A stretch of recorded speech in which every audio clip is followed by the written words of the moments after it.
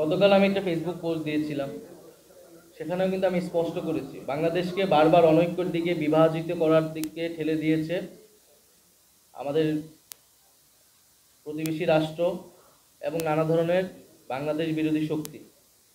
যাতে বাংলাদেশ শক্তিশালী রাষ্ট্র হিসেবে গড়ে উঠতে না পারে, এ কারণে বাংলাদেশকে কখনোই ঐক্যবদ্ধ হতে দেওয়া হয়নি এবং 5ই আগস্টের পরেও সেই চেষ্টা অব্যাহত রয়েছে।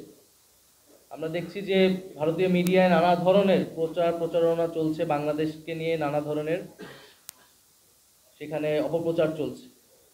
আওয়ামী লীগ নানা ধরনের অপপ্রচার করছে, ফলে বাংলাদেশের এই অনৈক্যের পিছে আমি মনে করি যে মূলত রয়েছে আওয়ামী লীগ।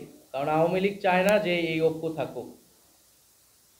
ফলে বাংলাদেশকে ফ্যাসিবাদ মুক্ত রাখতে হলে আমাদের সেই ঐক্যের জায়গাটা সবসময় ধরে রাখতে হবে। জাতীয় নাগরিক পার্টি তার জায়গা থেকে সবসময় দায়িত্বশীল ভূমিকা পালন করেছে, আচরণ করেছে, ভবিষ্যতেও করবে।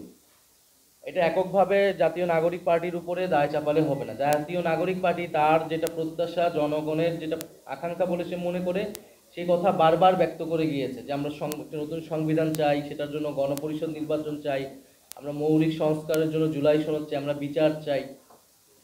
কিন্তু বিএনপি সবসময় নির্বাচনের কথা বলে গিয়েছে, একটা জাতীয় নির্বাচনই, কিন্তু শুধু একটা জাতীয় নির্বাচনই এই গণঅভ্যুত্থানের পরে আমাদের একমাত্র আকাঙ্ক্ষা না। এটা আমাদের অন্যতম আকাঙ্ক্ষা, ভোটাধিকার প্রতিষ্ঠা, কিন্তু একমাত্র আকাঙ্ক্ষা না।